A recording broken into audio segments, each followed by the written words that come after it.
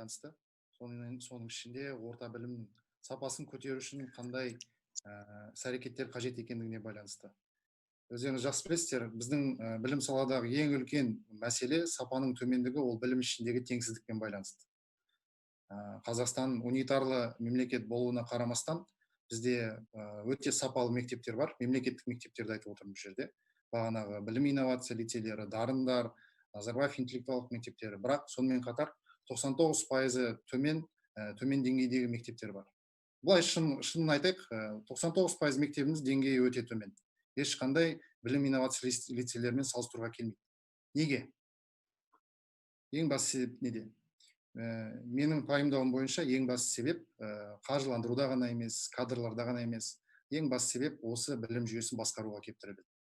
Өздеріңіз білесіздер, 30 жылдан бері, қателеспесем, мектептердің басқару жүйесі жергілікті әкімдерге қарап кетті. Мына жерде міне көп ұстаздар қарап отыр.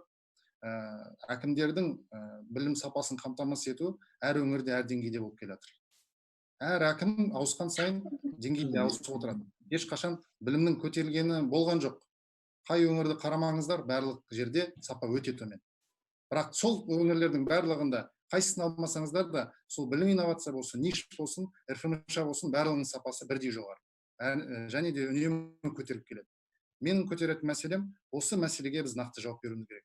Осы мәселе шешілу үшін біз қажетті әрбір қадамды көтеруіміз керек және қабылдауымыз керек. Әрине, менің көтеріп жатқан мәселем бұл тек қана білім және ғылым министрлігінің деңгейінде шешім таба қоймас. Бәлкім бұл президент деңгейінде шешім талап ететін мәселе шығар. Бірақ бұны біз бұл жерде айтуымыз қажет. Менің ойымша, ең бірінші білім басқаруды министрліктен бастау керек. Министрлікті реструктуризация жасау керек. Ұстаздардың, директорлердің өзінің министрлігі болу керек. Өздерінің министр болу керек. Сонымен қатар, бағанағы білім басқармаларын тікелей сол жаңадан құрылатын министрлікке қарату керек. Сонда ғана біз тікелей бірізділікті құрғаннан кейін ғана бүкіл ресурстар, жауапкершілік, полномочия, директорлерді тағайындау, бақылау мәселелерінің бәрі бір қолда болады. Дәл қазіргі жағдайда министрліктің қауқары жетпейді. Себебі ешқашанда тарихта министр алып, әкімнен неге білім сапаң төмен деп сұрай алмаған да. Енді бұл жағдай қашан өзгеретініне әлі де менің күмәнім бар. Мына жүйемен өзгере қоймайды. Біз тағы да 10 жыл күтеміз.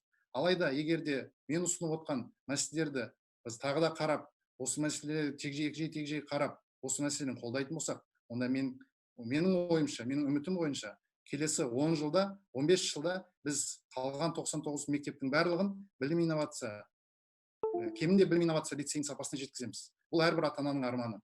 Көп ата-аналар сол мектептерде оқуға армандайды. Алайда сол мектепке түсудің өзі бір қиын мәселе. Арнайы қосымша білім беру орталықтарына барады. Ауылдағы балалар тіпті бара алмайды. Сол себептен де біздің арманымыз, бағанағы үнемі айтып отыратын Финляндия, Сингапурлардағы мәселе осы білім саласының сапалы білім саласының барлығына қолжетімділігі және теңдігі. Осы мәселені біз ұлт болып, ата-аналар болып, ұстаздар болып үнемі қалау керекпіз. Сонымен қатар, енді тағы да ішіне тоқтала беретін болсақ, білім саласын қадағалау, бағалау, мониторинг дейді. Дәл қазіргідей білім саласын бақылау комитеті министрлікке қарамау керек. Мен сіздерге Ұлыбританияның мәселесін айтайын. Ол жерде ол комитет тікелей парламентке қарайды. Біздің жағдайда келетін болсақ, ол тікелей президент аппаратына қарау керек. Кемінде үкіметке қарау керек. Неге? Себебі білім саласына жауап беретін мекеме өзі білім саласын тексеріп, білім саласы осындай деп айта алмайды. Сондықтан да біз көбінесе шетелдік халықаралық PISA, TIMSS, PIRLS сынды шетелдік сауалнамаларға былай айтқанда алаңдап отырамыз. Себебі солар внешний аудит болып саналады. Ал мына жасап жатқан ісіміз ол внутренний аудит. Внутренний аудитіміздің өзі де сапалы және объективті болу керек. Сол себептен, құрметті әріптестер, менің ойымша осы комитет жаңадан тікелей тәуелсіз бағытта құрылу керек. Және ол міндетті түрде госорган болу қажет емес. Ұлыбританияда ол үкіметке қарайтын және үкімет басшысына алдына отчет тастайтын сондай арнайы орган. Это не карательный орган.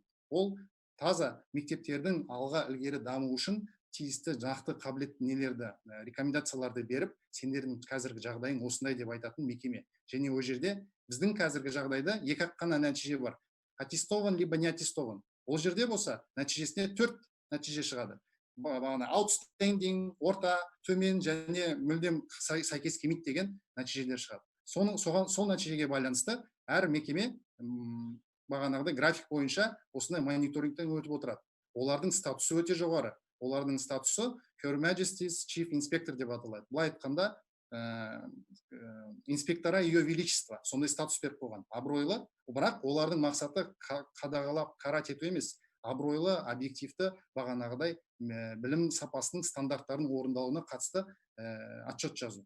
Соның отчеттың негізінде құзырлы мекеме, министрлік алады да тиісті шаралар қабылдай бастайды. Ал бізде қалай? Бізде министрлікке қарасты комитеттің өзі жергілікті департаменттер арқылы осындай отчеттарды жасайды да, өздері сол отчеттің негізінде шешім қабылдайды. Бұл біздің бағанағы объективтілігімізге кішкене қайшы келеді. Кішкене демеймін, шынында да бұл өте үлкен бір қалыптасып қалған бір қате деп санаймын. Бұл жерде айта кететін нәрсе, азаматтар, адамдары. Ал біздің материалдық, техникалық жағдай дайын ба мектептеріміздің? Жаңа Нұрмұхамед Досыбаев мырза айтқандарына өте қосыламын. Білім саласын әкімдіктен, жергілікті әкімдіктен бөлмей ешқандай реформа алға баспайды. Мен бұны 2015 жылы Сәрін жіпке ашық хат ретінде жазғам. Одан кейін өткен жылы Мержан екеуміз Шамшидиноваға жаздық. Өткен жылы өзіңізге де айттым. Сондықтан қазіргі жағдайда ең алдымен білім саласын бөліп алу керек. Маман отыр екен, мысалы, Нұрмұхамед мырза мәселені көріп қана қоймай, шешу жолдарында біраз мәселе айтылды деп ойлаймын. Ең соңғы қорытындыға жақындап қаптық.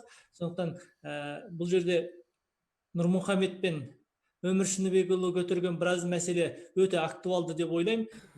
Құрметті әріптестер, енді бүгінгі мәселелердің өте өзекті мәселелер көтеріліп отыр.